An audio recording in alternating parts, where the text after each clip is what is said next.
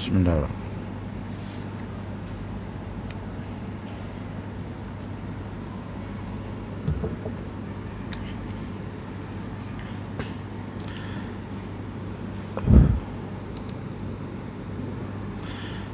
أعوذ بالله السميع العليم من الشيطان الرجيم. بسم الله الرحمن الرحيم.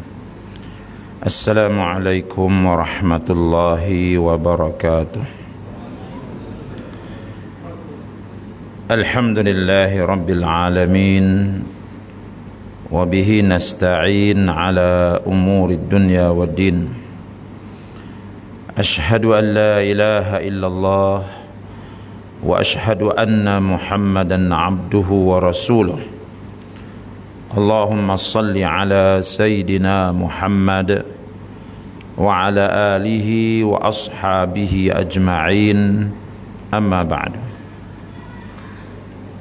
Alhamdulillah, syukur pada Allah Subhanahu wa taala pada malam yang mulia ini dapat sama-sama kita berada di rumah Allah. InsyaAllah pada malam ini seperti biasa kita akan mengambil kisah-kisah yang ada dalam Al-Quranul Karim berdasarkan kepada ayat-ayat Al-Quran untuk sama-sama kita mentadaburkannya dan mengambil pengajaran-pengajaran daripadanya. Pada malam ini insya-Allah kita tak lama, kerana ayat yang akan diambil pun tidak berapa banyak, iaitu hanya 11 ayat saja dari surah Al-Munafiqun. 11 ayat pun bukan kita bincang semua secara panjang lebar, tetapi kita mengambil sentuhan-sentuhannya sahaja. Tuan-tuan yang dihormati sekalian, dalam surah Al-Munafiqun ini sebenarnya tersirat satu kisah yang sangat menyayat hati, satu kisah yang sangat penting untuk difahami oleh sekalian muslimin, yaitu kisah orang-orang munafikun. Kisah orang munafik, munafikun ataupun munafikin. Kisah mereka ini, kejahatan mereka ini Allah Subhanahu wa taala rakamkan di dalam Al-Quran supaya kita membacanya, supaya kita mengetahuinya, dan supaya kita dapat mengelak diri daripada membuat seperti mereka, ataupun dapat mengelak diri daripada dibuat oleh mereka. Kerana orang munafik ini orang jahat. Kalau zaman Nabi SAW, satu ketika dahulu ketika baginda berada di Makkah, tak ada orang munafik. Yang ada orang Islam dengan orang musyrik. Itu masa Nabi duduk di Makkah. Bila Nabi berhijrah ke Madinah, sudah ada 3 golongan. Pertama golongan Islam, yang kedua golongan kafirun, iaitu orang musyrik, orang Yahudi dan Nasara. Ini orang kafirun. Dan yang ketiga golongan munafikun. Siapa golongan munafikun ini? Golongan munafikun ini ialah golongan yang mempamerkan Islam mereka secara zahir, tetapi sebenarnya dalam hati mereka tidak pernah sedikit pun beriman kepada Allah dan Rasul. Cuma mereka terpaksa berlakon menjadi orang Islam demi untuk mendapat habuan-habuan yang mereka cari. Makna kalau mereka tak masuk Islam, kalau mereka tak menyamar jadi orang Islam, mungkin mereka akan dilayan seperti orang kafir. Mereka tak mau begitu. Mereka tahu kalau jadi orang Islam ada layanan yang istimewa. Jadi mereka tak mau dilayan seperti orang kafir. Tapi mereka itu tak beriman pada agama Allah. Mereka masuk Islam. Seperti Abdullah bin Ubay bin Salul. Ini munafik. Dalam hati dia tak pernah langsung beriman kepada Allah. Dalam hati dia tak pernah langsung beriman kepada Rasulullah. Tetapi dia mempamerkan keislaman dia. Sembahyang dengan Nabi, Ya, pergi masjid dengan Nabi, duduk sebelah Nabi, dengar kuliah Nabi. Mereka ini adalah golongan munafik. Dan munafik mereka pada waktu itu ialah munafik akidah, bukan munafik akhlak. Munafik akhlak yang ada pada hari ini tak sama dengan munafik zaman Abdullah bin Ubay bin Salul tu. Munafik yang kita dapat lihat banyak ni ialah munafik sifat. Dia cakap, bila cakap dia bohong, bila berjanji dia mungkir, bila berdebat dia nak menang saja. Ini munafik, tapi munafik pada sifat. Adapun bila mereka beriman, memang mereka beriman betul kepada Allah. Sebab itu kita janganlah memunafikkan kawan kita kalau kita tahu dia ni kuat membohong. Itu janji nak datang hari Senin, hari Jumaat tak sampai lagi, kita pun jumpa kau ni memang munafik betul lah, mati masuk neraka lah kau ni, macam Abdullah bin Ubay bin Salul. Tak sama. Kawan kita tu memanglah dia berbohong, pada diri dia tu ada sifat munafik, tapi dia bukan munafik macam Abdullah bin Ubay bin Salul. Abdullah bin Ubay bin Salul, munafik dia tu adalah munafik akidah. Mereka tak pernah beriman pada Allah, cuma mereka mempamerkan saja bahawa mereka Islam. Ada pun teman-teman kita yang suka berbohong kadang-kadang dengan kita tu, kalau tengok tanya dia beriman pada Allah, beriman, dia beramal, dia semayang semua, takut pada Allah, cuma perangai bohong dia tu dia tak boleh buang. Itu munafik sifat, itu taklah membawa dia kufur. Ya. Jadi Abdullah bin Ubay bin Salul yang kita bincangkan dalam surah Munafikun ini, mereka inilah munafik akidah. Ya. Jadi Abdullah bin Ubay bin Salul ini dalam kitab-kitab sirah bercerita, sebelum Nabi berhijrah ke Madinah, masyarakat Madinah Aus telah bersetuju nak melantik dia sebagai ketua. Ini cerita sebelum Nabi berhijrah ke Madinah. Jadi bila dia nak dilantik menjadi ketua ni, sukalah dia. Dia dah berangan-angan dah nak jadi pemimpin ni. Tiba-tiba orang-orang Aus dan Khazraj masuk Islam. Mereka ajak Nabi berhijrah ke Madinah. Bila Nabi datang ke Madinah, Aus dan Khazraj yang sudah menjadi orang Islam ini melantik Nabi menjadi ketua mereka. Ini menyebabkan Abdullah bin Ubay bin Salul yang sepatutnya dilantik menjadi pemimpin, terasa dia diketepikan. Maka timbullah rasa dengki dalam hati dia, timbullah rasa marah dalam hati dia kepada Nabi kita. Ya, dia tak puas hati, sepatutnya aku yang jadi ketua. Bila Muhammad Rasulullah sallallahu alaihi wasallam datang, aku diketepikan orang. Jadi ketika itu timbul rasa dengki dan marah dia. Tapi nak menampakkan dia ni anti Islam secara terang-terangan tak boleh. Sebab masyarakat keliling masuk Islam, teman-teman dia masuk Islam. Jadi kalau dia menampakkan sifat anti Islam, maka ni akan menyebabkan dia rugi. Jadi supaya dia dapat berdiri sama tinggi dengan orang Islam, supaya dia dilayan dengan baik oleh orang Islam, maka dia buat-buat masuk Islam. Ini dia Abdullah bin Ubay bin Salul dan kumpulan-kumpulan dia. Mereka ini dalam hati mereka tidak ada iman. Wa idza laqul ladzina amanu qalu amanna. Bila mereka berjumpa dengan orang-orang yang beriman, mereka kata amanna, kami beriman kepada Allah dan Rasul. Wa idza khalau ila syayatinihim qalu innamakum innama nahnu mustahziun. Bila dia jumpa dengan orang-orang kafir pula, dia kata apa? Jangan bimbanglah, kami acah-acah je masuk Islam. Kami sebenarnya tak Islam pun, cuma kami buat-buat Islam. Ini golongan munafik. Dia golongan ini tuan-tuan, dia membawa perkara-perkara yang tidak bagus untuk agama. Macam-macam Allah Ta'ala bongkarkan kejahatan mereka ini. Jadi salah satu kejahatan mereka apa dia? Mereka itu menyorokkan kekufuran di dalam hati mereka, tetapi menzahirkan keislaman mereka. Sebab itu Islam yang mereka amalkan hanya Islam yang menguntungkan mereka saja. Contoh, bila mereka pergi semayang subuh mereka tak datang, semayang isyak maghrib lagi tak datang. Sebab apa? Sebab waktu itu waktu gelap. Zaman dulu-dulu bukan ada elektrik. Jadi kalau mereka pergi pun tak untung. Sebab apa? Orang tak ramai nampak dia datang. Yang dia datang solat zuhur. Zuhur tu ramai puak-puak munafik dia datang supaya orang nampak, oh dia ni Islam juga, dia ni kawan kita juga. Sebab itu di zaman dahulu, di zaman Nabi itu, kalau nak kenal orang tu munafik tak munafik, tengok solat subuh dia ada ke tidak.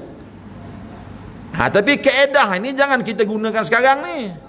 Itu tengok kawan kita tak datang subuh je, isyak ada, subuh tak ada, munafik lah tu, tak boleh gitu. Ya, itu zaman dulu. Zaman dulu begitu. Puak-puak munafik dia hanya mengamalkan Islam, Islam yang menguntungkan dia. Kalau solat subuh aku datang tak untung, sebab apa? Gelap, orang tak nampak aku datang. Tapi kalau zuhur aku datang, untung orang nampak, oh dia ni Islam lah. Ada pun zaman kita ni, kadang-kadang kawan kita zuhur dia datang sebab yalah dia ada masa tu, betul. Subuh dia tak datang sebab malam tadi duk basuh lampin anak, pukul 4 pagi basuh lampin anak, betul tak? Ya, pukul 5 pagi sapu minyak kat perut anak. Itu sebab kita orang lelaki kan jaga anak pagi-pagi kan, isteri kita tidur, kita tahu kan. Jadi macam mana nak datang subuh? Jadi bila dia tak datang subuh, jangan panggil dia, kau ni munafik kau ni. Sebab apa? Zuhur ada, subuh tak ada. Tak boleh gitu. Ya, tak sama, jangan samakan. Jadi Abdullah bin Ubay bin Salul ni antara sifat dia tuan-tuan itu dia. Menzahirkan Islam tapi Islam yang menguntungkan dia. Islam yang tak menguntungkan dia tak nak buat. Ya.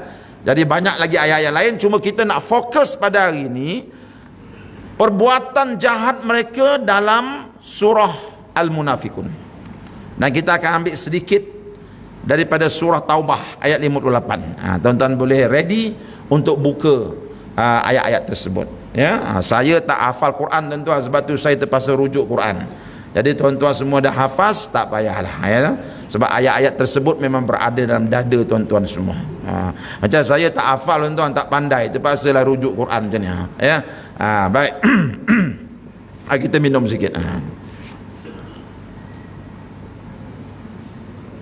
Baik. Tuan-tuan yang dikasihi sekalian, satu perkara besar yang berlaku dalam surah Munafik ini, Allah Ta'ala cerita tentang keceluparan mulut mereka.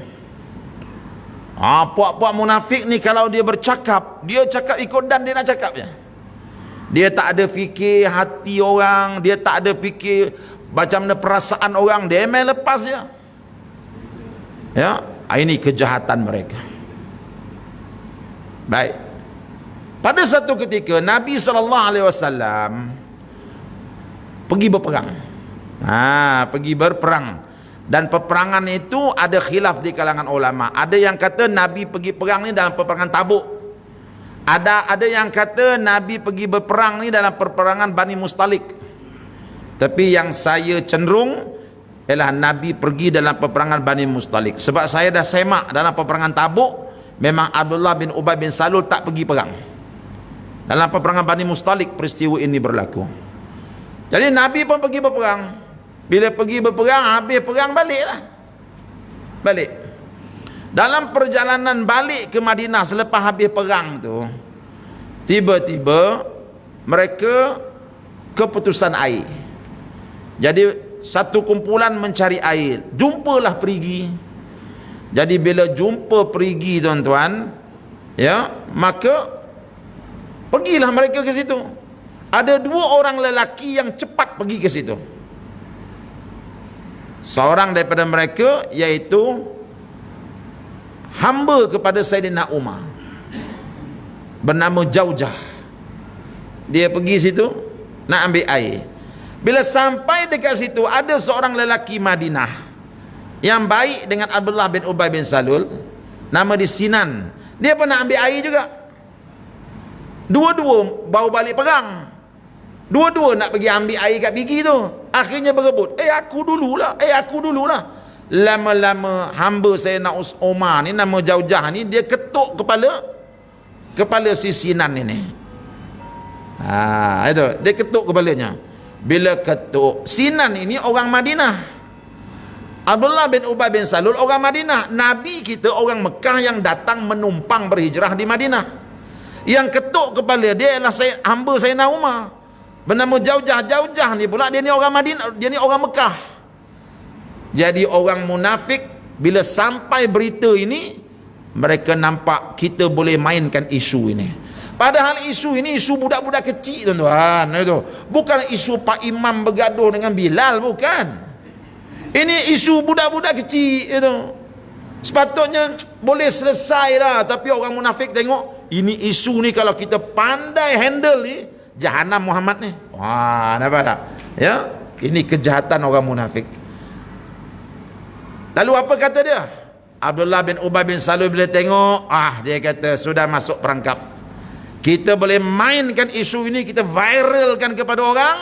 Orang akan benci kepada Muhammad dan Muhammad akan ditendang daripada Madinah. Apa dia kata? Abdullah bin Ubay bin Salul pun kata, tuan-tuan tengok apa kita dah buat ni. Kita orang Madinah dah kena tipu. Sebab apa? Dulu masa Muhammad SAW, tapi dia tak sebut nama Nabi Muhammad, dia takut. Dia sebut orang-orang tertentu lah, orang-orang tertentu. Dia tak berani sebut nama. Dia datang ke Madinah ini kurus aja. Kita bagi dia makan. Bila dah gemuk, amboi kita digigitnya. Lalu dia keluarkan satu perumpamaan. Dia kata apa? Sam min kalbak yakuluk. Kita pelihara anjing yang terkepit ni. Bila anjing ni dah gemuk, kita digigitnya. Wallah, demi Allah, dia kata dia.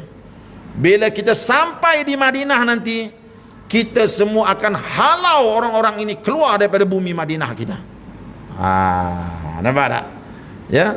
Padahal isu tu, tuan-tuan, boleh selesai. Ya Allah, kecil je isu tu. Isu budak-budak, betul tak? Macam tuan-tuan lah buat apa ni, kan ada makan hari Jumaat tu kan. Ya. Bukan nazir bergaduh dengan penceramah, betul tak? Yang bergaduh tu budak yang nak ambil nasi tu. Aku dulu dia ketuk. Itu je. Nazir dengan penceramah okey je, tak ada masalah. Tapi Abdullah bin Ubay bin Salul, dia ambil isu ni, dia kembangkan seolah-olah isu ini ialah isu perkauman. Ya, ini perkauman antara orang Madinah dengan perkauman orang Mekah. Dia main isu perkauman ni kegemaran orang munafik. Itu. Dia main isu ni. Tengok kita orang Madinah dah kena tipu. Orang Mekah ni dulu kurus, datang ke tempat kita bagi dia duduk negeri kita. Bila dia dah gemuk, dia gigit kita. Tengok, ini golongan yang kita kena halau dia keluar daripada Madinah.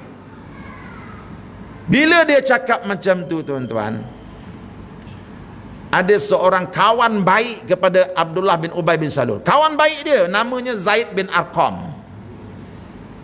Zaid bin Arqam ni walaupun dia baik dengan Abdullah bin Ubay bin Salul, tapi dia ni beriman pada Allah. Dia kata, wahai Abdullah, orang yang kau maksudkan ni siapa? Kalau kau maksudkan orang itu, anjing itu ialah Muhammad SAW, aku nak beritahu kau bahawa Muhammad ini dia orang insan yang sangat mulia. Dia adalah kekasih Allah. Dia orang yang punya akhlak yang mulia. Ada pun kau, aku kenal kau siapalah. Ibaratnya begitulah. Orang macam kau tak standing nak lawan dengan Muhammad. Dia kekasih Allah. Orang semua hormat dia. Orang tahu akhlak dia siapa. Ada pun engkau ni, tak ada siapa pun, kau tak ada nilai dah nak lawan dia. Aku akan adukan perkara ini kepada Rasulullah SAW. Abdullah bin Ubay bin Salul bila tengok orang kepercayaan dia sudah keluar daripada grup dia. Yalah, ada perangai melampau-lampau sangat, orang pun tak suka juga, betul tak? Ya, lari. Dia kata, engkau apa tahu? Kau budak-budak, aku gurau aja katanya. Dia kata, aku gurau aja. Zaid bin Arqam kata, ini bukan gurau. Engkau samakan Rasulullah dengan anjing, ini bukan gurau. Aku akan kabarkan perkara ni pada Nabi SAW. Lalu Zaid bin Arqam pun jumpa dengan pakcik dia. Dia nak khabar terus kepada Nabi, dia tak berani, ya tu. Sebab dia orang kecil-kecil aja. Dia beritahu pakcik dia. Pakcik dia ni orang besar juga, beritahu Nabi. Bila sampai kepada Nabi, Nabi telah pun diberitahu terlebih dahulu oleh malaikat Jibril. Nabi kata, aku dah tahu dah benda ni. Ya, kata dia, ya Rasulullah, anak saudara aku Zaid bin Arqam beritahu Abdullah bin Ubay bin Salul sebut gini begini. Ya. Lalu Rasulullah kata, tak apa, kita hantar orang pergi tanya Abdullah bin Ubay bin Salul. Bila tanya Abdullah bin Ubay bin Salul, betul engkau ada cakap macam ni Abdullah? Engkau cakap Rasulullah ini ibarat anjing yang digemukkan kemudian datang gigit orang kau. Betul engkau cakap macam ni? Mana ada? Tak ada. Mana ada? Tak ada. Mana ada? Tak ada, tak ada. Itu. Selamba je, sebab bagi mereka berbohong itu mungkin agaknya sunat demi perjuangan agaknya. Sebab mereka ada akidah ini. Berbohong itu mungkin agaknya hukumnya wajib kerana perjuangan yang suci. Itu mungkin dia punya akidah. Sebab itu bagi dia, tak ada, saya tak sebut pun. Padahal ramai orang dengar tu, dia buat sadin je muka dia. Bila dia cakap begitu, dia tak sebut, orang Islam pandang kepada Zaid bin Arqam. Zaid, nampaknya kau ni tak padan serban besar menipu. Udah Zaid pula yang kena. Zaid kata, wallahi aku dengar Abdullah bin Ubay bin Salul sebut begitu. Kita orang dah tanya dia lah, dia kata dia tak sebut, engkau mandai-mandai je. Akhir sekali tuan-tuan, Zaid bin Arqam ini dipandang sebagai orang tak jujur dalam masyarakat Islam. Cuba tuan-tuan bayang, kalau tuan-tuan berada di pihak Zaid bin Arqam, apa rasa kita? Itu, dia ngabarkan benda yang betul, betul tak? Tiba-tiba Abdullah bin Ubay bin Salul kata, tak adalah, saya tak cakap pun. Dah Zaid bin Arqam yang kena. Menyebabkan dia tak berani keluar rumah, menyebabkan dia tak berani jumpa kawan-kawan Islam. Dia sebut semua, kata kau bohong. Mana dia ada cakap? Lalu menyepilah Zaid bin Arqam di rumah, sebab dia telah dituduh sebagai berbohong. Allah Subhanahu wa taala memberikan pembelaannya. Itu. Lalu Allah Taala turunkan surah Al-Munafikun yang kita baca pada hari ini. Ya, yang kita baca pada hari ini.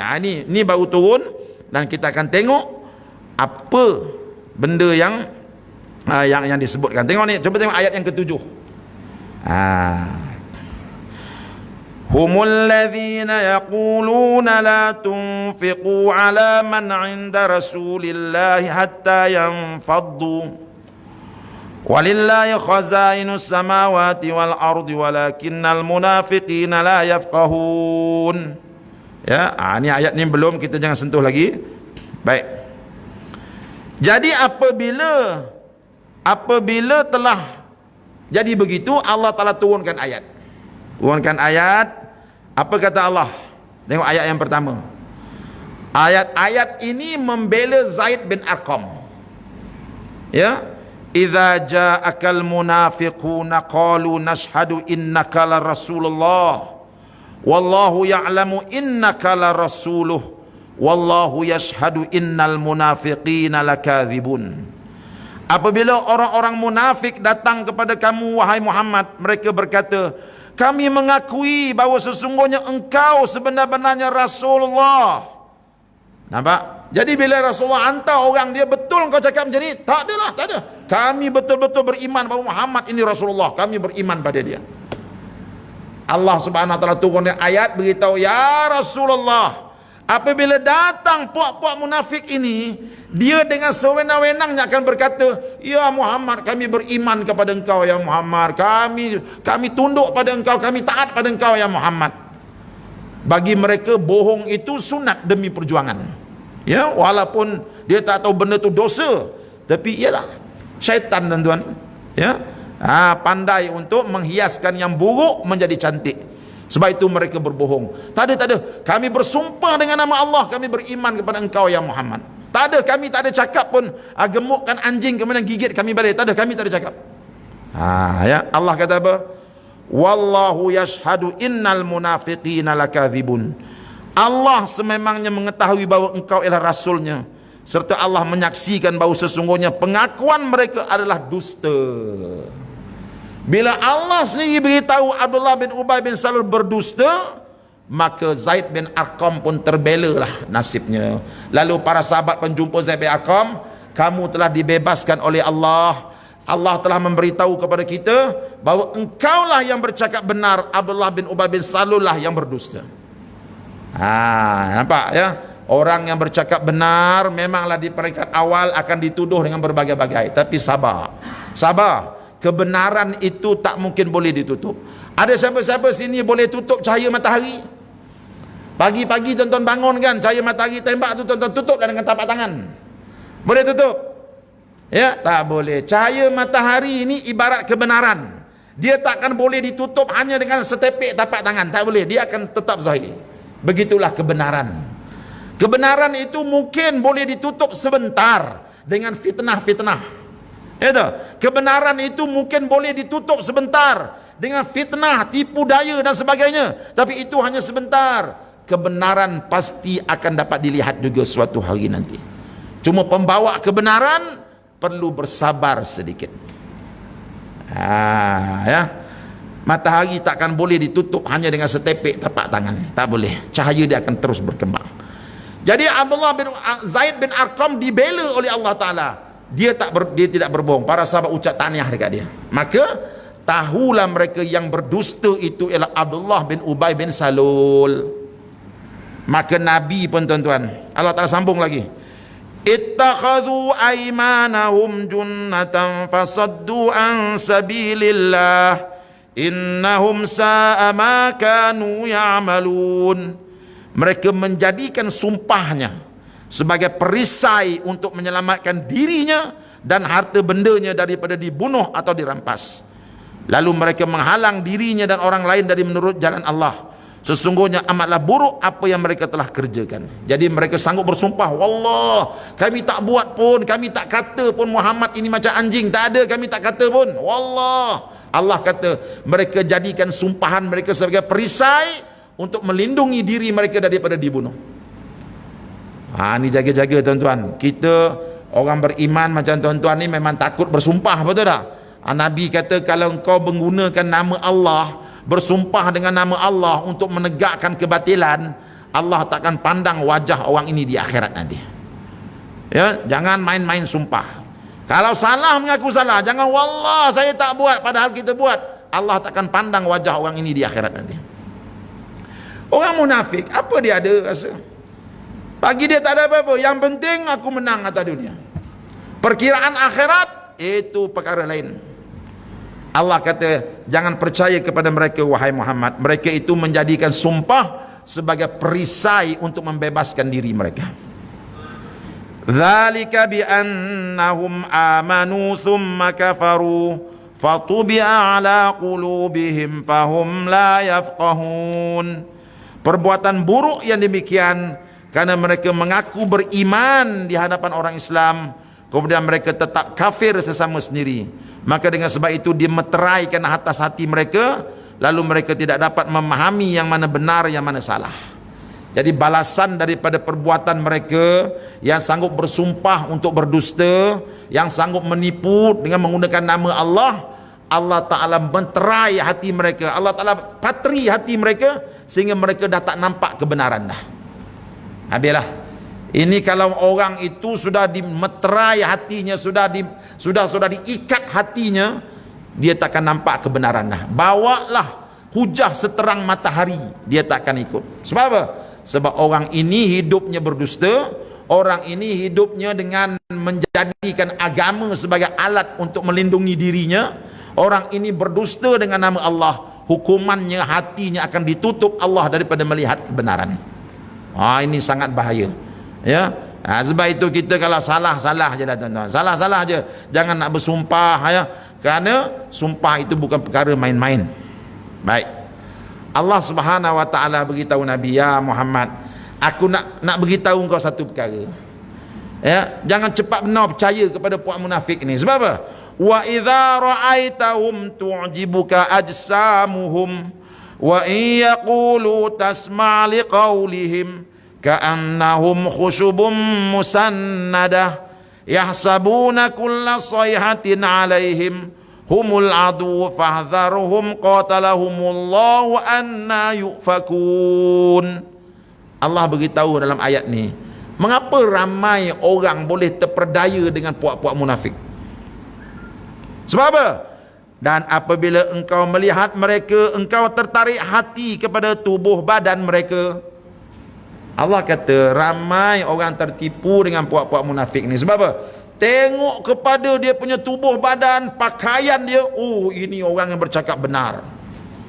Ya, Allah kata hati-hati. Kerana pakaian itu boleh dibeli. Macam saya ni lah, serban ni boleh beli, pergi kat pasar Jawa tu murah je, RM15 boleh serban ni, lilit lah besar mana pun. Tapi belum tentu bercakap itu cakap yang benar. Tapi masyarakat bila tengok saya dah lilit serban, apa saja cakap ustaz tu mesti betul punya lah. Allah Ta'ala dah beritahu dah. Ramai orang tertipu apabila melihat tubuh badan mereka, apabila melihat penampilan mereka. Padahal isi kandungan benar tidak benar yang diucapkan bukan dilihat pada pakaian mereka, bukan dilihat kepada sejauh mana panjangnya janggut mereka, tetapi dinilai pada fakta. Itu yang penting. Tapi Allah Ta'ala bongkar dalam ayat ini, inilah sifat manusia, sering menjadikan perkara zahir itu sebagai ukuran. Ya. Wa iyaqulu tasma' liqaulihim, dan apabila mereka berkata-kata, engkau juga tertarik mendengar tutur katanya, kerana manis dan petah. Bila dia bercakap, semua orang akan dengar. Ya, dengar cakap dia. Masalah fakta ya tak ya, itu lain cerita. Yang penting sedaplah dia cakap. Itu, yang penting sonoklah dengar dia cakap. Padahal fakta yang dicakapkan kalau dipikir balik, ya tak ya. Tapi masyarakat dah tak nak fikir dah. Bila tengok yang bercakap itu perwatakan para malaikat, masyarakat akan dengar. Tak ada dah nak fikir dah, ini betul ke tidak ni, betul ke tidak ni. Ya, dan cuba tuan-tuan tengok Nabi Sulaiman alaihissalam, masa dia buat pemeriksaan tentera, dia dapati ada seekor tentera dia tak datang. Siapa dapat dia? Burung belatuk, burung hudhud. Bila burung belatuk dia datang jumpa Nabi Sulaiman, dia kata, Sulaiman nanti dulu, jangan sembelih aku, jangan sembelih aku. Aku ni datang daripada negeri Sabak, aku buat kerja kat sana. Aku nampak di negeri Sabak itu ada seorang puteri yang besar kerajaannya, yang baik, yang indah istananya, tapi dia menyembah matahari. Dia tidak menyembah Allah yang Maha Esa. Dia tidak menyembah Allah yang mengeluarkan segala biji benih daripada tanah dan menurunkan air daripada langit. Ini Hud punya hujah. Dia bawa semua ilmu tauhid. Tuan-tuan boleh rujuk tu dalam surah An-Naml, lebih kurang ayat yang ke-25 27 gitu. Bagaimana burung Hud datang, dia beritahu, ya Nabi Sulaiman, saya duduk di bahagian risikan, kerja saya merisik, saya terbang dekat Yaman, saya nampak puteri raja ni, dia sembah berhala. Itu, dia tak ikut Allah, dia tak menyembah Allah yang menumbuhkan benih daripada tanah dan menurunkan hujan dari langit. Ini kata-kata tauhid yang boleh cakap benda-benda ni orang-orang agama je. Burung Hud dia orang agama. Dia bagi laporan yang sangat lengkap. Apa kata Nabi Sulaiman?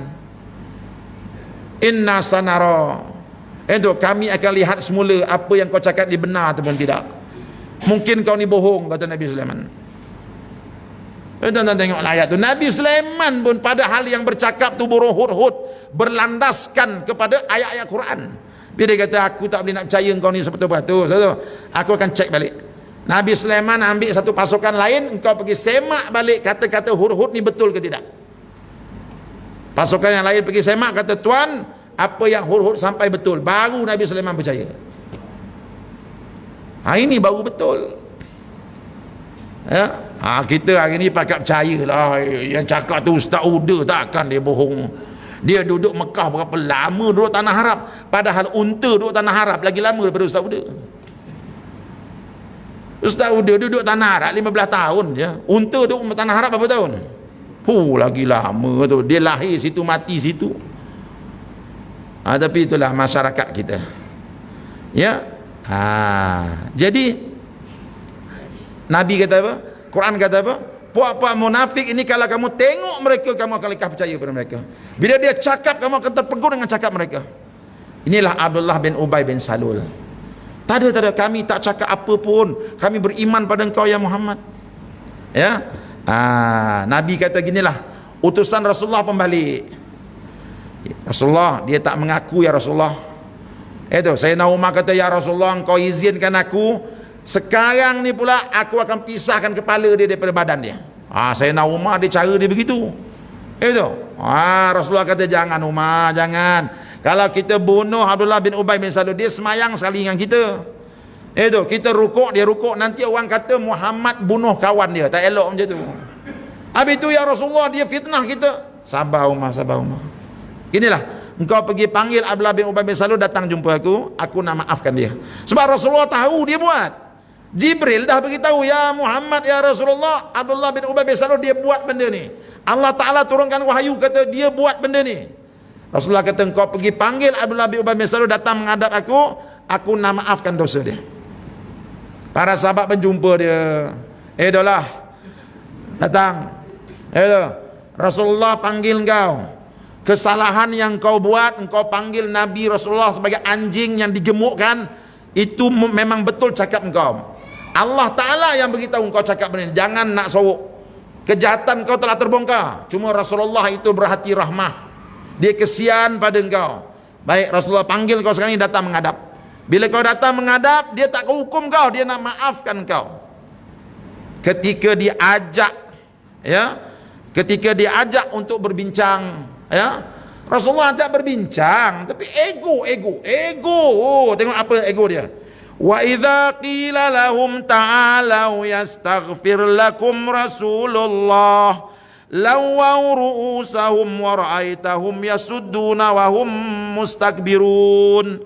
Dan apabila dikatakan kepada mereka, marilah supaya Rasulullah meminta ampun untuk kamu, mereka enggan sambil menggeleng-gelengkan kepalanya. Engkau melihat mereka berpaling daripada bertaubat, serta mereka berlaku sombong dan angkuh. Rasulullah panggil Abdullah bin Ubay bin Salul bukan untuk dihukum. Ada tak Rasulullah keluarkan arahan, tangkap dia, kalau tangkap dia potong kepala dia? Tak ada. Rasulullah kata, sahabat, kau pergi panggil Abdullah bin Ubay bin Salul, kejahatan dia telah terbongkar, ajak dia jumpa aku, kita bincang empat mata. Apa benda yang dia tak puas hati? Kalau tak puas hati kita bincang. Mungkin salah tu salah aku, kita boleh bincang. Rasulullah ajak bincang, bukan Rasulullah nak hukum. Tapi apa kata puak munafik ni? No, never and never. Amboi, sombongnya Yub. Kamu nak menongkat langit ke? Rasulullah ajak pergi bincang. Tak ada pula Rasulullah kata dia nak hukum kamu. Tapi bagi mereka, kalau kami datang berjumpa dengan Rasulullah berbincang, mana kami telah jatuh. Nampak dia punya ego tu. Lalu apa kata Allah? Wahum mustakbirun. Mereka itulah kaum-kaum yang takabur. Tak nak dia jumpa Rasulullah.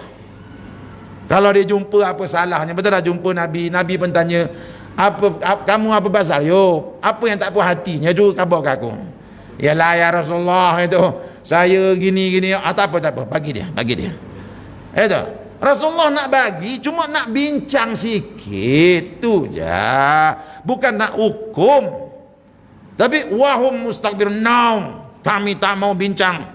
Kalau kami pergi jumpa Muhammad, mungkin dia akan hukum kami. Bila pula Nabi kata nak hukum dia? Tak ada lah. Nabi kata, cuba tuan-tuan tengok ya. Tuan-tuan tengok ayat yang kelima. Tengok ayat kelima surah Munafik. Tu belajar tafsir ni kena ada Quran, baru kita nampak tuan-tuan. Apa kata Nabi? Allah kata, wa idza qila lahum ta'alu yastaghfir lakum Rasulullah. Dan apabila dikatakan kepada mereka, marilah supaya Rasulullah meminta ampun kepada Allah untuk kamu. Rasulullah panggil Abdullah bin Ubay bin Salul datang menghadap supaya Nabi nak minta ampun untuk dia. Ya Allah, ampunkan dia ya Allah. Itu je. Tapi bagi dia, kalau kami datang jumpa Muhammad, maka jatuhlah kami. Kami ni orang yang mulia, kami ni orang yang gini-gini. Ego, tak nak datang jumpa. Padahal Nabi nak ajak berbincang. Lalu Allah Ta'ala keluarkan satu statement, lawaw ru'usahum, mereka mengeling-eling kepala, ya, yasudduna an lawaw ru'usahum wa ra'aitahum yasuddun, mereka menggeleng-gelengkan kepala dan kau melihat mereka berpaling daripada bertaubat. Wahum mustakbirun, serta mereka berlaku angkuh dan sombong. Tak nak dia. Nampak? Nabi geleng kepala. Apa pasal puak-puak munafik ni tak nak jumpa kita je? Kita nak ajak bincang je. Ya, tak puas hati dengan dipanggil, tuan-tuan, puak munafik melancarkan satu lagi gerakan. Gerakan yang kedua ini lebih bahaya daripada gerakan yang pertama. Jadi nak tahu apa dia, tunggu selepas azan insya-Allah.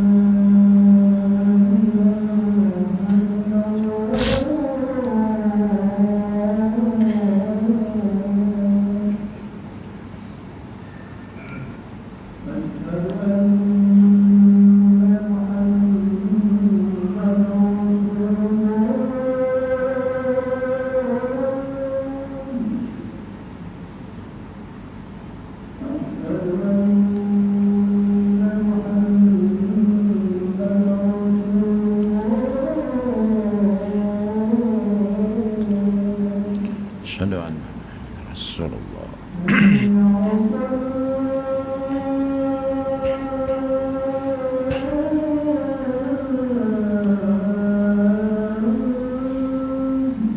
La haula wala quwwata illa billah.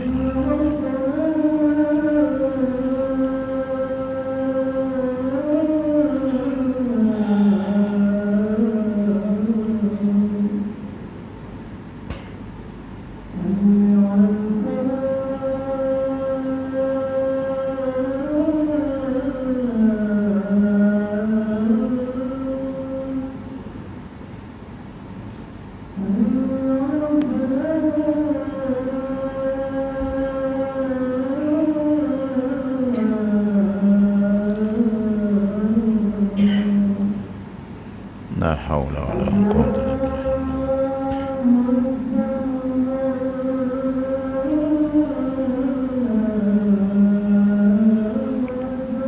Allahu akbar, Allahu akbar.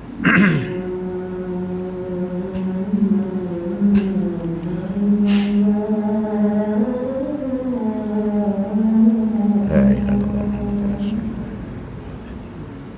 Salatu وبعثه المقام المحمود الذي وضع. Sikit lagi, tuan-tuan, setelah Nabi panggil puak-puak munafik ni menghadap dia, mereka tak nak masuk menghadap. Lalu Allah Ta'ala kata mereka itu orang-orang yang takabur. Nabi ni sebenarnya nak panggil mereka tu sebab Nabi nak minta ampun untuk mereka kepada Allah. Ya, Nabi nak minta ampun. Biar aku minta ampun kamu untuk mereka, kesian mereka. Itu. Lalu Allah Ta'ala kata apa? Tengok ayat yang ke-6. Sawa'un 'alaihim astaghfarta lahum am lam tastaghfir lahum lan yaghfirallahu lahum innallaha la yahdil qaumal fasiqin. Tidak ada faedahnya kepada mereka, sama ada engkau meminta ampun untuk mereka atau engkau tidak meminta ampun, Allah tidak sekali-kali akan mengampunkan mereka. Sesungguhnya Allah tidak memberi hidayah petunjuk kepada kaum yang fasik. Nabi ajak mereka, Nabi nak minta tolong, ya Allah ampunkan dosa Abdullah bin Ubay bin Salul. Allah kata, ya Muhammad, tidak ada gunanya kau buat begitu. Sebab apa? Sebab mereka ini, engkau minta ampun untuk dia, engkau tak minta ampun, dia sama je. Engkau tolong dia, engkau tak tolong dia, dia sama je. Nampak tu Allah kata, Nabi kita ni orang baik hati. Nabi kita ni orang yang cukup prihatin, hatinya bersifat dengan rahmah, hatinya bersifat dengan kasih sayang. Abdullah bin Ubay bin Salul buat dia macam tu pun dia nak minta ampun, ya Allah, ampunkan dia ya Allah. Allah kata, ya Muhammad, ini munafik, engkau minta ampun untuk dia, engkau tak minta ampun, dia sama je, dia akan tikam kau dari belakang juga. Engkau bagi duit dekat dia, engkau tak bagi, sama je, dia tetap akan tikam kau dari belakang juga. Engkau tolong dia, engkau tak tolong dia, sama je. Sebab mereka ni ada dendam dalam hati. Yang itu yang tak beresnya. Itu bahaya sakit dendam ni. Ya, oh dendam ni kalau ada dalam hati sampai ke lubang cacing dia cari, tuan-tuan. Ya, ini bahaya. Baik. Baik. Sekarang ni apa mereka buat? Selepas mereka dipanggil oleh Rasulullah, mereka tak nak datang menghadap. Tengok, ini kejahatan mereka yang lain dirakam oleh Quran. Apa dia kata? Humul ladzina yaquluna la tunfiqu ala man 'inda Rasulillahi hatta yanfaddu. Mereka lah yang mengatakan kepada orang-orang Islam di Madinah yang menolong Rasulullah dan orang-orang Muhajirin, janganlah kamu membelanjakan harta kamu kepada orang-orang yang ada bersama Rasulullah supaya mereka bersurai meninggalkannya. Jadi tuan-tuan, puak-puak munafik ini menyusun strategi yang kedua. Apa dia? Dia balik ke Madinah, dia jumpa orang-orang Madinah yang selama ni bantu Nabi. Dia kata, tuan-tuan, cukuplah, cukup, enough is enough. Dia kata, dah jangan bantu lagi Muhammad dengan puak-puak dia ni. Sebab apa? Sebab dia tengok orang dia pukul orang kita dekat Pigi tadi. Orang dia pukul orang kita. Kita dok bantu dia. Dah jangan bantu dia lagi. Nampak tak? Dia cocoknya orang-orang beriman supaya jangan lagi memberi bantuan kepada Nabi SAW. Ini kejahatan puak munafik. Ya, sebab dia nak hancurkan Islam, cara ni tak boleh. Dia tengok kekuatan Rasulullah ni banyak bergantung kepada bantuan yang diberikan oleh orang-orang Ansar kepada mereka. Lalu mereka berjumpa dengan tauqi-tauqi Ansar ni, dengan penderma-penderma Ansar. Berhenti, jangan bantu lagi Muhammad SAW dan orang-orang dia. Ini kejahatan golongan munafik. Memang mereka buat benda ni. Tapi tuan-tuan janganlah pula pakai ayat ni kepada siapa? Kepada contoh kepada pusat zakat lah katakan itu. Kita duk hantar borang zakat itu. Zakat bantulah kami. Sekali zakat tak luluskan. Ini munafik lah ni zakat ni. Sama macam Abdullah bin Ubay bin Salul lah ni. Tengok dia tak bagi bantu orang Islam. Jangan gitu itu. Saya lama dalam zakat dulu tuan-tuan. Kadang-kadang orang hantar surat bantuan ni, bagi hantar, kita pergi semak balik. Betul tak? Kita pergi semak balik, buat siasatan. Ada yang lulus, ada tak lulus. Itu yang lulus alhamdulillah, syarat-syaratnya ada. Yang tak lulus tu kerana syarat tak ada. Jadi kita tak luluskan lah. Kan? Macam masjid lah, zaman saya dulu masjid nak minta bantuan, nak baiki pagar kat depan. Itu. Lalu saya hantarlah perkara-perkara zakat ni, kita pergi first kali kita tengok akaun masjid. Itu. Akaun masjid, tengok dia punya pengurusi Tan Sri, itu. Dia punya ketua helwa dia Puan Sri. Itu. Tengok akaun juta tu. Masjid ni duit berjuta, nak minta duit zakat, nak buat pagar masjid. Kita tak luluskan lah. Betul tak? Habis kau nak buat apa? Buat tukun duit tu dalam akaun. Duit yang orang derma hari Jumaat tu gunalah untuk belanja macam masjid kita ni, ya tak? Orang derma tengok dia buat makan hari Jumaat.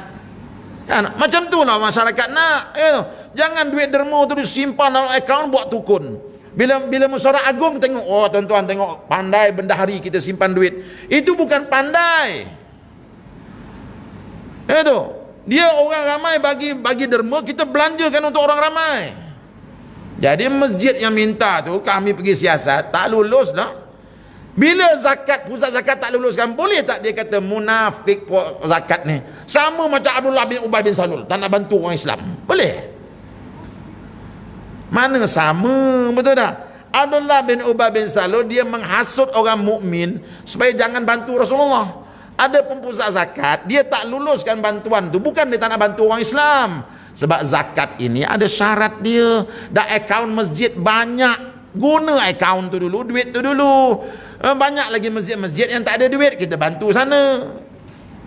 Oh, tapi dengan marahnya bertakbir dia, Allahu Akbar, pusat zakat ni munafik macam Abdullah bin Ubay bin Salul. Allahu Akbar. Ya. Jangan bila kita tak dapat habuan kita, orang tak bagi, kita bagi munafik. Saya takut nanti anak-anak kita ni tuan-tuan, bila dia ikut cakap-cakap macam ni, dia pergi raya rumah orang, biasa pergi raya dapat duit raya, betul tak? Hari tu tak dapat, munafik dia ni Abdullah bin Ubay bin Salul ni, tak baginya kita duit raya. Kan bahaya tu, kita didik masyarakat kita dengan benda tak elok kan. Jangan cepat sama orang tak bagi je munafik, jangan. Ya, Abdullah bin Ubay bin Salul dia punya kes lain, pusat zakat punya kes lain. Itu macamlah tuan-tuan sebagai bendahari masjid, pengurusi masjid, datang jumpa encik, saya nak balik ke Segamat ni, minyak habis, itu kena rompak tadi, boleh tak tolong saya? Kali pertama kita bagilah.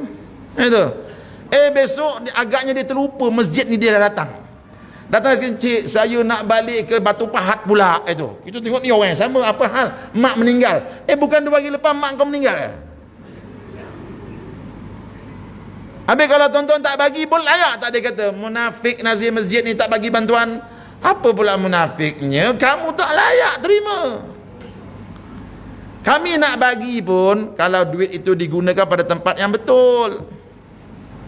Nampak ya? Jadi ayat ini, cerita yang berlaku ini memang betul berlaku. Puak-puak munafikin jumpa orang-orang Islam di Madinah, hasut mereka, jangan bagi duit lagi kepada Muhammad. Stop. Itu mereka hasut. Ini kejahatan puak-puak munafikin ini. Nampak tuan-tuan ya? Ni jahat mereka ni. Ya. Tapi bukan semua orang tak bagi duit mereka itu munafik, bukan ya. Mak saya selalu tak bagi duit ke saya. Itu. Mak zaman tu saya dapat duit beli layang-layang. Itu, beli layang-layang. Marah dia kalau bulan Ramadan beli mercun. Marah dia. Akhir sekali daripada 50 sen belanja tinggal 20 sen. Itu boleh marah ke mak? Munafik mak ni tak boleh, dia tak bagi itu sebab engkau membazir. Itu macam saya lah membazir sebab beli mercun, sebab tu mak tak bagi kan. Macam tuan-tuan kalau minta ke saya tak bagi, tak apa, sebab tuan-tuan beli Mercedes anak saya itu ya. Kalau tuan-tuan saya bagi bantuan baiki longkang, saya bagilah. Tapi kalau untuk bermewah-mewah saya tak bagi. Macam itulah ibaratnya, kiaskanlah ya. Seperti yang lainnya. Dan apa lagi kejahatan mereka? Yaquluna la irja'na ilal madinati la yukhrijanna al-'azzu minhal adhal walillahil 'izzatu walirasulihi walil mu'minin walakinnal munafiqina la ya'lamun. Mereka berkata lagi, demi sesungguhnya jika kita kembali ke Madinah dari medan perang, sudah tentu orang-orang yang mulia lagi kuat, yakni pihak kita, akan mengusir keluar dari Madinah orang-orang yang hina lagi lemah, yakni pihak Islam. Padahal bagi Allah jualah kemuliaan dan kekuatan itu bagi Rasulnya serta bagi orang-orang yang beriman. Jadi ini jenayah yang lain mereka buat. Apa dia? Dahlah dia hasutnya orang-orang Islam supaya jangan bantu Rasulullah di sudut kewangan. Mereka pula berkata, kita sampai saja di Madinah, kita akan halau mereka ini keluar daripada negeri Madinah kita. Dia ingat mudah nak halau-halau agaknya. Ya, dia tak tahu Rasulullah sudah membina satu negara yang cukup kuat. Orang yang duduk di Madinah sudah berpuas hati dengan apa yang Nabi buat. Senang-senang dia kata, bila kita sampai Madinah, kita akan halau mereka ni keluar.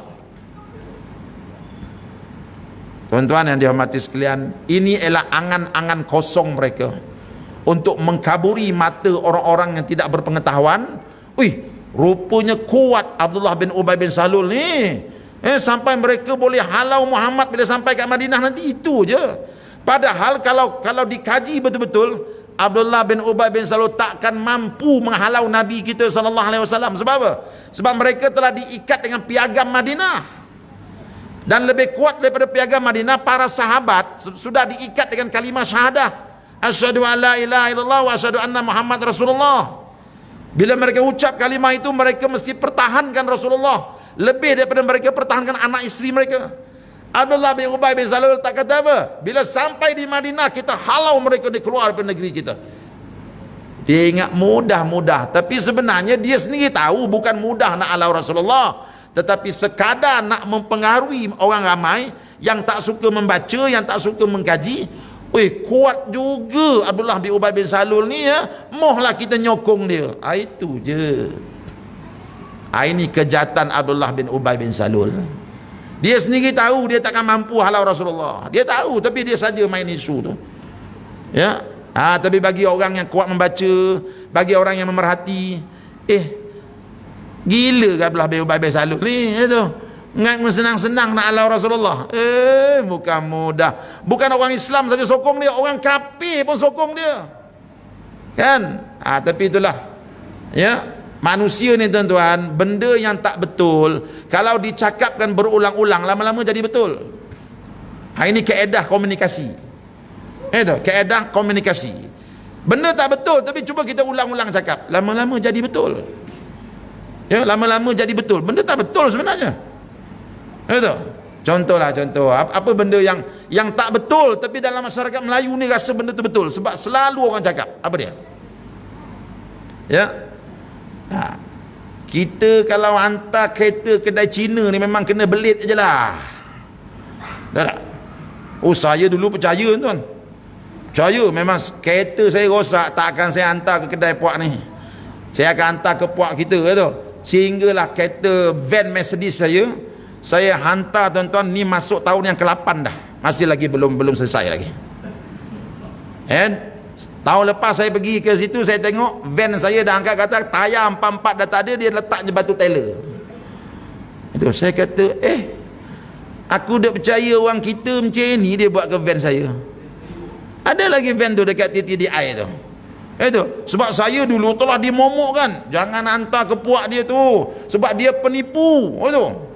Jadi bila dia ulang kita pun betul lah penipu lah. Jadi bila saya dah kena dengan puak kita, ditipunya van saya sampai sekarang tak boleh. Ni masuk tahun yang ke-9 tak silap saya. Saya dah bayar habis lah. Masa masuk tu dia kata, ini ustaz 9,000 ni. Tak apa, saya buat cek 9,000. Cek hilang ke mana 9,000, van ke mana, tayar van pun tak ada. Saya pergi kedai tengok, kedai dah tutup. Tanya tuan di mana, kami pun tak tahu, dari suruh lari malam lah. Lepas tu saya tak percaya dah lah itu. Kita hantar ke puak-puak sepet ni. Puak-puak sepet ni kata 5 hari 6 hari dah siap dah. Rupanya tak betul, rupanya. Itu. Tapi kita ni manusia, siapa pun gitu. Benda tak betul tapi kalau diulang-ulang lama-lama kita rasa dia betul. Tak? Dulu saya sebelum masa saya kerja zakat dulu tuan-tuan. Itu pengarah hantar saya, engkau pergi ke Naratiwan, engkau pergi ke Thailand, hantar bantuan ke sekolah-sekolah pondok di sana. Saya suami yang baik, setia pada isteri tuan. Saya jumpa rumah, yang abang nak pergi Thailand ni bang, yang apa ni tugas ni pengarah suruh pergi.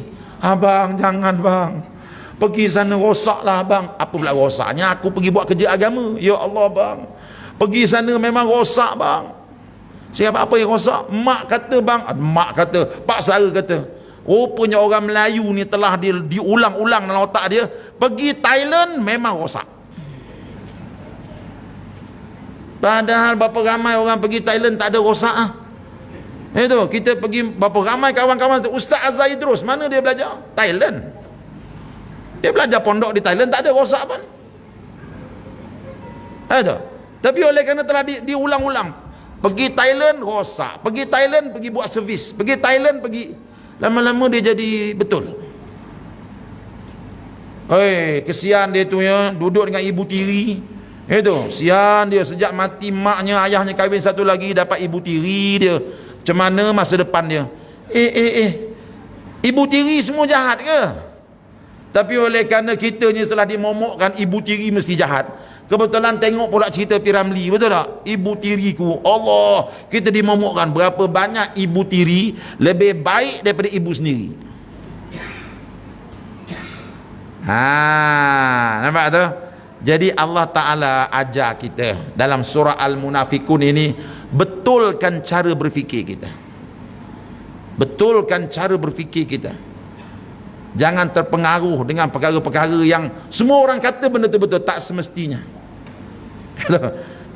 Saya dengar dalam radio IKIM baru-baru ni, ya, pertandingan kata hijau, panjat tiang yang dilumur dengan minyak. 10 ekor kata hijau nak panjat tiang, 9 ekor panjat semua jatuh ke bawah, ada seekor je naik sampai ke atas. Itu pemberita pun tanya dia, apa rahsia awak ni, kata-kata yang lain semua panjat jatuh, awak boleh sampai atas? Dia sengih je.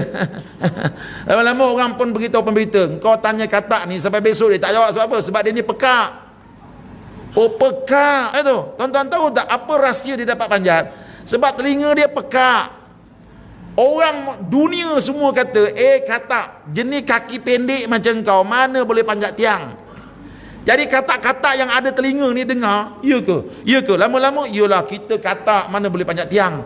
Jadi bila dia panjat tiang tu, dia bawa satu perasaan, kita ni kata tak boleh panjat.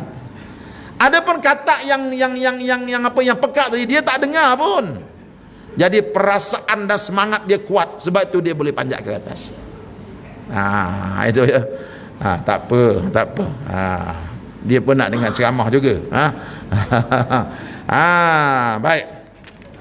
Jadi tuan-tuan, mereka ingat mereka boleh halau Nabi SAW, tetapi sebenarnya mereka takkan mampu menghalau Nabi. Tuan-tuan tahu tak, beberapa minggu selepas peristiwa ini, tahu tak apa jadi kepada Abdullah bin Ubay bin Salul? Tahu tak? Selepas dia buat jenayah yang besar ni, dia kata Nabi kita anjing. Tahu apa tak jadi pada dia? Mati dia. Mati. Bila mati, tuan-tuan, orang Islam marahlah kat dia, betul tak? Jahat ni, mulut jahat ni. Orang mulut jahat ni, tuan-tuan, semua orang marah. Itu. Hanya orang jahat saja yang suka pada orang mulut jahat. Itu. Orang beriman dia tak nak jenis pokok mulut jahat ni. Abdullah bin Ubay bin Salul mulut jahat, ya Allah. Bila dia mati, tuan-tuan, tak ada orang nak ziarah jenazah dia. Anak dia jumpa Nabi, ya Rasulullah, bapa aku dah mati. Dah matilah. Nabi kata, apa halnya? Aku minta 2 permintaan ya Rasulullah. Aku Islam, kau pun Islam. Cuma bapa aku ni jahat sikit orang dia. Boleh tak ya Rasulullah, kau datang rumah kami, kau semayangkan jenazah bapa kami? Semayangkan jenazah dia ya Rasulullah. Kalau kau tak semayangkan ya Rasulullah, macam mana nah? Tak ada orang akan datang ziarah jenazah bapa aku. Dan yang keduanya ya Rasulullah, boleh tak jubah engkau dijadikan kain kapan bapa aku? Agaknya tuan-tuan, kalau tuan-tuan duduk di tempat Nabi, agaknya nak bagi tak jubah kita? Jubah Rasulullah nak dijadikan kain kapan Abdullah bin Ubay bin Salul. Maknanya Rasulullah, kalau dia bagi itu, maknanya Rasulullah iktiraf dia. Nabi kata, it's okay, no problem. You boleh balik kejap lagi, kita sampai. Saya akan bagi jubah saya, kapan kan bapak orang yang jubah saya? Nabi bagi. Ini akhlak Rasulullah. Padahal ini manusia ni, setan pun respect dekat dia, Abdullah bin Ubay bin Salul. Ya. Tapi Nabi dia boleh lembut, tak apa-apa dek, engkau balik dulu, tak apa. Dulu tu masa sayang, kau hidup, sekarang ni dia nak mati kerah, atau dia boleh buat apa? Engkau ambil jubah aku ni, kau kapankan dia. Nanti lepas kapan kau bawa ke masjid, aku semayangkan jenazah dia. Bila Nabi nak pergi semayang, tuan-tuan, Sayyidina Umar dapat tahu. Sayyidina Umar kejar Nabi, ya Rasulullah, engkau ni apa hal kau ni? Orang tua ni apa benda dia tak buat dekat engkau? Tiba-tiba bila dia mati, engkau layan dia macam ni ya Rasulullah. Mana boleh ya Rasulullah?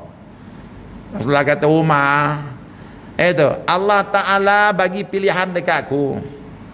Astaghfarta lahum am lam tastaghfir lahum lan yaghfirallahu lahum. Sama ada engkau minta maaf untuk dia ataupun tidak minta maaf, Sama saja. Allah kata sama ada minta maaf ataupun tak minta maaf. Maknanya kalau aku minta maaf untuk dia tak ada masalah lah kan, bila kita sembahyang mayat kan Allahumma ighfir lahu warhamhu tu. Maknanya Allah Ta'ala tak kata tak boleh. Allah kata engkau minta maaf ataupun tidak minta maaf sama je. Memanglah dia tetap masuk neraka. Tapi kita atas dunia ni kita buatlah baik pada dia walaupun dia jahat pada kita. Ini akhlak Nabi tuan-tuan, ini akhlak Nabi. Ya, buat baik kepada orang yang buat jahat pada dia. Ini benda-benda ni kena dihadam oleh kita. Sayyidina Umar kata tak boleh ya Rasulullah. Nabi kata Umar kau duduk tepi. Aku nak semayangkan jenazah dia. Ya, sehinggalah tuan-tuan turun ayat melarang Nabi ya daripada menyembayangkan jenazah orang munafik. Tapi Nabi sempat semayangkan, ayat tersebut turun selepas Nabi semayangkan jenazah dia. Selepas hari itu Nabi tak ada semayangkan jenazah orang munafik lagi. Tapi nak ceritanya rahmatnya Nabi. Ya, walaupun Abdullah bin Ubay bin Salul ni jahatnya bukan main tuan-tuan, tetapi Nabi tidak pernah menutup pintu kemaafan. Kita kadang-kadang resah juga tau tengok orang yang suka maafkan orang ni, betul tak? Bagi kita bedal aja itu dulu dia buat kita, sekarang ni kita buat dia pula. Nabi dia tak ada macam tu. Akhlak Islam, apa kata Quran? Kalau kita berkasar dengan manusia, manusia akan lari daripada kita. Tapi kalau kita berlembut sesama manusia, insya-Allah dunia akan datang pada kita. Jangan risau. Itu yang penting, buat baik pada semua orang, sama ada dia buat baik pada kita ataupun dia buat dajal kat kita, kita tetap akan buat baik. Jumpa dia jatuh longkang, kita orang pertama sekali akan angkat dia. Ya, insya-Allah itu saja yang boleh mengajar kejahatan orang yang jahat ini tuan-tuan. Ya, kalau kita lawan jahat dibalas dengan jahat, maka seolah-olah kita menyiramkan air, menyiramkan minyak ke dalam api, maka api akan jadi lagi besar, tak ada penyelesaiannya. Jadi penyelesaiannya ialah berbuat baik kepada semua manusia, sama ada dia buat baik pada kita ataupun dia buat jahat pada kita. Ya, inilah akhlak Islam. Walaupun hati tak berpuas hati, tetapi Allah Ta'ala ajar kita macam tu akhlaknya. Ya, jadi inilah dia surah yang kita belajar pada hari ini tuan-tuan yang saya hormati sekalian, ya, surah Al-Munafikun. Jadi yang lain tu tuan-tuan baca sendirilah, ada 3 ayat lagi tu. 3 ayat yang bawah ni tidak ada kaitan dengan ayat yang kita, dengan kisah yang kita bacakan tadi. Ya, jadi kisah yang kita bacakan tadi daripada ayat 1 sampai ayat 8 dia ada kaitannya. Ya. Jadi itu sajalah dari saya. Mudah-mudahan ada kemanfaatan yang kita dapat daripada kuliah ini. Aqulu qauli hadza wa astaghfirullahal azim li wa lakum. Assalamualaikum warahmatullahi wabarakatuh. Bismillahirrahmanirrahim. Alhamdulillahi rabbil alamin. Wassalatu wassalamu ala Rasulillah wa ala alihi washabbihi ajmain. Allahumma nawwir qulubana bi nuri hidayatika kama nawartal arda bi nuri syamsika abadan abada. Walhamdulillahi rabbil alamin. Tuan-tuan, malam ni kami datang dengan anak-anak murid, ada buka expo sekejap dekat luar tu yang kecil. Jadi bagaimana yang nak bantu tu, pergilah tengok expo tu apa yang ada, ya. Buatlah yang wajibnya, itu sajalah, ya. Assalamualaikum warahmatullahi wabarakatuh.